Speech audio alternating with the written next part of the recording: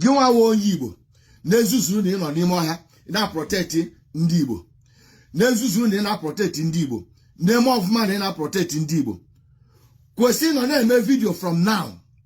Kwesị nọ na-eme afedi ọnụ na social media for now. Because why?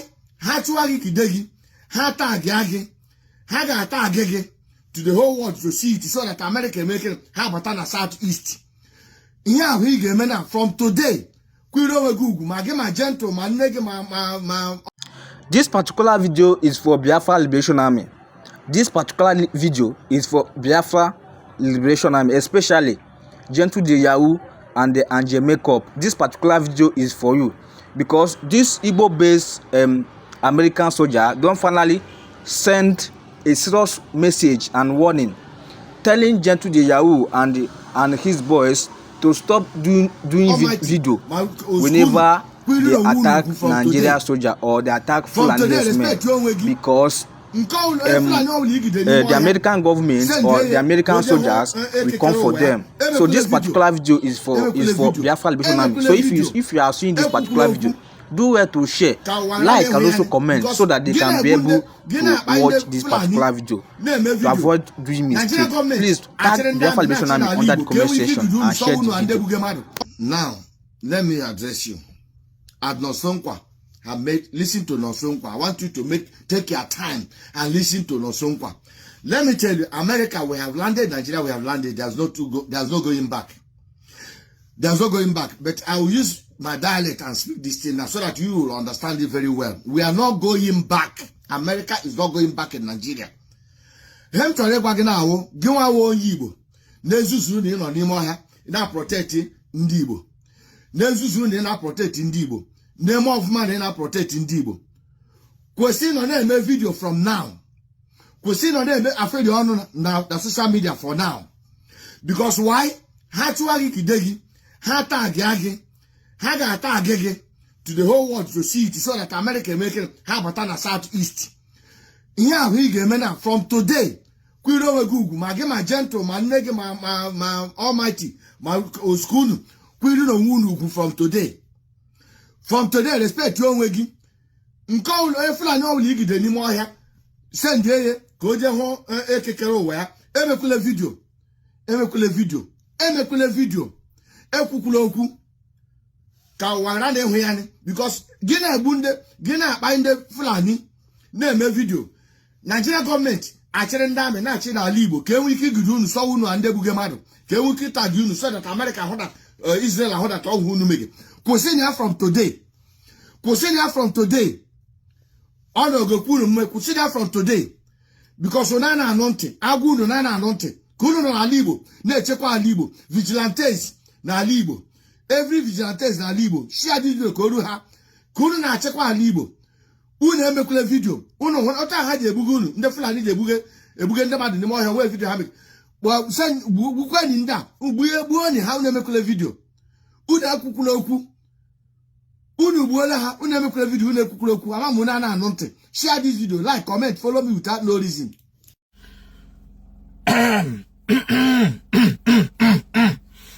A very, very quick one. Information I'm Jiribia now. Gay auntie. Information I'm Jiribia. The very, very important. Obodo na ibu nwa okorobịa nọ na Igbo. Ibu nwa okorobịa nọ na Igbo, ịnọ n'Enugu, ịnọ na Abakaliki, ịnọ Ebonyi, ịnọ Anambra, ịnọ Ọka, ịnọ Imo, ịnọ Owerri, ịnọ Abia, ịnọ Ụmụahịa, ịnọ Enugu. Take this information very, very seriously. The Trump effect will spill negatively on the Southeast. The Trump effect, Trump will spill negatively on the Southeast.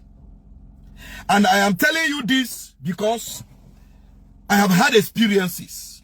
I have read this country called Nigeria, and I have read the way their security agents and agencies operate. And I want to tell you that Ndugu are not happy that the Trump administration is serious about the threat. And just today, the US Congress has opened full-scale investigation of the genocide in Nigeria. And I want to tell you one thing. Oh, the hand by I say, omekotam, omekotag. Omekotam, omekotag. No, boss was anyu got half of fear. In parentheses, almost was anyu got half of fear. Makandiana target, Makandiana, and then I see no way head you to a hodden, no way head you to a hodden. Gabriel Fibo, be very, very careful from now onwards. From now to Christmas. Nda burugi ato chochag ige jaka ge confess yani u terrorist ihe makwa go bezoku ka echizi a place here side by side say obro so ndị anu bụ ndị na-egbu ndị ụka ndị anu onwe ha bụkwa ndị terrorist ọkwasịrị so ndị a bụ ndị terrorist ndị a na-esikwe na mgbadata ugwu ebe a ọwụwa anyanwụ Nigeria bụkwa ndị terrorist he burugi tochochag mee gị video ihe John gị confess ya kpa aha village gị kpa aha mpag Baha state in Nigeria, Brali Beba.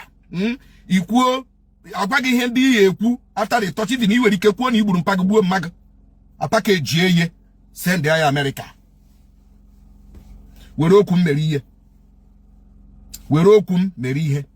Chile Gilenam with the limit the way you move at night. Limit it. Orukwama, I got you to counter the probe, America actually probe this country now, as far as genocide or whatever is concerned. They will also like to counter it by presenting their own side of the story. Kab asin obos or Sunday. Ungwale benda neme kwenda neme. Ngwake ha yemie. Ebenda neme ke ha yemie. Giburu wa fi bona egamonti na were okwu ma akporo ihe. All this why Trump will now ya wapo Nigeria. Mela Boko Haram. Mela Iswap ISIS no munnie. Enwene movement. Unfortunately, our leaders and our governors are not they don't think straight.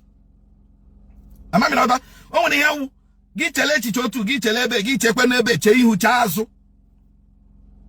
Mara that the Trump effect genwerila ebe hasi na ndị Igbo na akpọrọ ndị Igbo ogu na ehetiri ndị Igbo na this country. The Trump effect nwere ike now.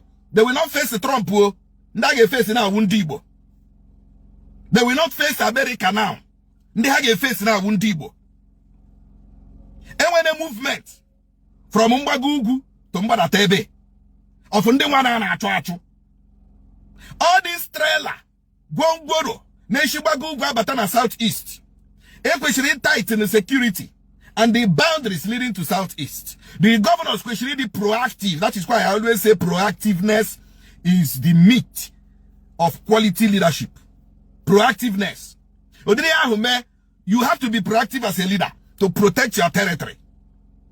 Gwongworo ndị ade shimbagu ugwu abata ọbụghị sọsọ nama ka ọ na-ebu ma sọsọ onions ka ọ na-ebu ma sọsọ tomato ka ọ na-ebu ma sọsọ cucumber ka ọ na-ebu ma sọsọ pineapple ka ọ na-ebu ma sọsọ dis ka ọ na-ebu ọ na-ebukwu ndị nwa na-achọ achọ a package ha ka fruits package ha ka garri package ha ka akpụ package ha ka ji package ha ka onions. Our leaders say chele like that. Our leaders in Alibo, hey, tell it like that. Nande ana church werike, they are now migrating. They are now migrating. Running away from here Trump choro ibe. Nka ha bụ dị mkpa m. Nke bụ mkpa m na awụ maka ndị ntorobịa Igbo. Be very alert. Be very alert. They want to use you to counter the narrative. They want to use you to counter the narrative. Eburu ga touch ogi. Ige eji onu gi kwuo na ogi gburu mpago. Ama m ihe nje eji Igbo ekwu ya ka ịghọta ebe m na-eje. Maka ebe nwata na-ebe akwa atụ aka nne ya nọ ya nna ya nọrọ ya maka na akụkata aka n'obi egosi ndị mmụọ ebe dị mmadụ. Oke ya na-ahụkwa na nọ n'ụlọ iwe amụọ n'ọgbụrụ. Ọkwa na m furu ka m na-ekwu. Ọkwa na m nụrụ ka m na-ekwu. Iji zọọ gị ndụ. Protect ya gị. Ka anya gị wụrụ ọkịrị. Ka anya saa gị. Kemana, this Trump effect, they will not fight Trump. They will come for you as Igbo. If you don't know it now. Be very careful. Oru kama ha package ele otu ha ga-esha bebe. Apara wandin torobia. Ekowa siga ha into confession. Ha jikwa uru terrorist. Ha jikwa uru this. A package ye. I am in the media and I know what I'm talking about. They will package it and it will look real. Hey, use one or two persons in the same US Congress. I said, okay, you people are saying that it is in the order. Look at this. Look at this video. A place here on the screen. Where an Igbo boy is confessing of being a terrorist and doing this and even bombing Hook and the Muslim. And we will see divergent, confused views and opinions. I'm not gonna have shocking. Otai shiri mata this thing ha plan ro. I got her shocking. Otai shiri mata. Mane kuru no onye je na chukwu okike abia ma na eso na aga na aga ije. Chukwu okike abia ma zo ya zo. Onwe ha la he kwugeri. Oburu na I nwere nwanne gị bụ onye Igbo nọ na military. Kpọọ ya na phone. Put to call. Kpọọ ya na phone. Put to call. Ekuchakwa m. Onye mara asụ ya sụọ dị ikwe. Onye la ama ha asụ lekwa ala sụọ. Mana ezigo m ozi okike abịa masị m zie n'ụtụtụ a. N'oge awa dị ka nka. Eke, Orie, Afọ, Nkwọ. Chekwaba ịbụ ndị Igbo. Ise. Please, with due respect, Mr. Mayi can support Tinubu any way he wants to support. But I think it's a stretch on the over 3 million people that died, the children that were kwashiorkored, the people that were pained, the 10,000 people that were dying of famine on a daily basis, to now say President Tinubu is the Biafra they are looking for. No, he says he's the Messiah of Biafra. He's the Messiah of Biafra, whatever I say. Inclusion, development, no, Dr. progress, Dr. development. He should have just kept Biafra out of it. He can hype Tinubu all he wants. But Biafra is a sore point for Igbo people. I have friends that were child soldiers during the war. Please, let's not go there. It's a sorry part. A lot of them are still angry with General Gowon and what he wrote in the book. And the book he recently released. Most of those people have not read the book. No, they have read the book. Where did they get a copy? No, they have read the book. And a lot of them are still feeling very hard done. And these are witnesses to history. It didn't happen behind them. I'm saying child soldiers. People that went through the pain. And like I think Mr. it is very sad. No, I'm not talking about Sonny Roche. So you don't even know was a child soldier. No, so you don't even know who I was talking about. So that was somebody else. It's not even Sonny Roche. So I think it is very despicable and sad for us just to mitigate the plight of Biafra and what happened there. And you see, Hoji, we have never taken our time to review what happened in Biafra. Atonement for Biafra is just more than no victor, no vanquish. It is deeper than that. Atonement is not in political rhetorics and political positions here and there. No. Just after the war, we had the top political parties ceding their vice presidential position to somebody from the southeast. We all know how Alex Ekweme, prominent architect, became the vice president of Nigeria. But that's not atonement. Atonement is a full sense of belonging. And that's why a lot of people are agitating and say, an Igbo presidency might just be a step in the way. So it's a deeper conversation, and let's not mitigate it on the bounds of politics. You can hype Tinubu, you can say he's your God Almighty, you can lick his foot, you can do anything. But when you start to mention Biafra in that way, it loses me, please. And officials say nothing. Elections lose credibility. Benjamin Kalu knows what credible elections look like. So, Rufai, why is he presiding over Do you this? take this? Why? Do you take what they are doing called election? Is this What election is it? seriously? It is not election. Wait, you see. Like I said the other day, I thought it was a skit. You know, it's a skit. The funny part for me is now, and I think I want to abuse that narrative here. Please, this is never going to be a pretext for what's going to happen in the next election. Because if they are now saying that if President Tinubu can get 11 million within his own party, that means he can't get anything less than that. That's a bad narrative. That's a pretext for rigging. Anybody that repeats that narrative is part of rigging in this country. That person should be dealt with. These are no elections. We're just checking the number of Iba and I. Are you telling me 91% of registered member in that political? That's why I asked something like that question. If 11 million people voted for president, you're saying 91% turnout. Which election has 91% turnout? In a democracy where we have less than 20% turnout. So anybody that is repeating that narrative that it shows that President Tinubu is not going to get anything less than a million votes is part of those rigging in this country. And people like that should be condemned and be abused. Because this is a pretext for rigging in the next election. And INEC, Shan, you know INEC chairman, you have not still independently put yourself forward for independent auditors to forensically look at your own Twitter handle with that case. You know, we are still looking at that matter. These are the things we will say after the election. Secondly, Oji, please, with due respect, Mr. Mayi can support Tinubu any way he wants to support. But I think it's a stretch on the over 3 million people that died, the children that were kwashiorkored, the people that were pained, the 10,000 people that were dying of famine on a daily basis, to now say President Tinubu is the Biafra they are looking for. No, he says he's the Messiah of Biafra. He's the Messiah of Biafra, whatever I say. Inclusion, development, no, Dr. progress, Abati, development. He should have just kept Biafra out of it. He can hype Tinubu all he wants. But Biafra is a sore point for Igbo people. I have friends that were child soldiers during the war. Please, let's not go there. It's a sorry part. A lot of them are still angry with General Gowon and what he wrote in the book.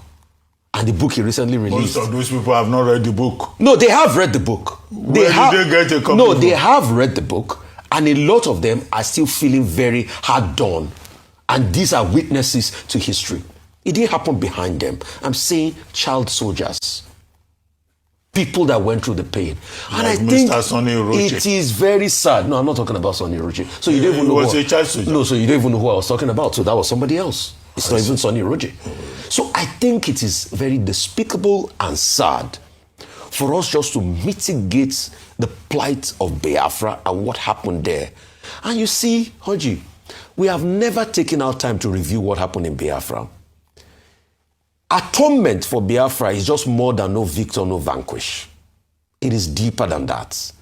Atonement is not in political rhetorics and political positions here and there. No. Just after the war, we had the top political parties ceding their vice presidential position to somebody from the southeast. We all know how Alex Ekweme, prominent architect, became the vice president of Nigeria. But that's not atonement. Atonement is a full sense of belonging. And that's why a lot of people are agitating and say, an Igbo presidency might just be a step in the way. So it's a deeper conversation, and let's not mitigate it on the bounds of politics. You can hype Tinubu, you can say he's your God Almighty, you can lick his foot, you can do anything. But when you start to mention Biafra in that way, it loses me, please. All right. Well, the reactions are mixed. Like Dr. Abati said, there are so many meanings to it. It could mean inclusion.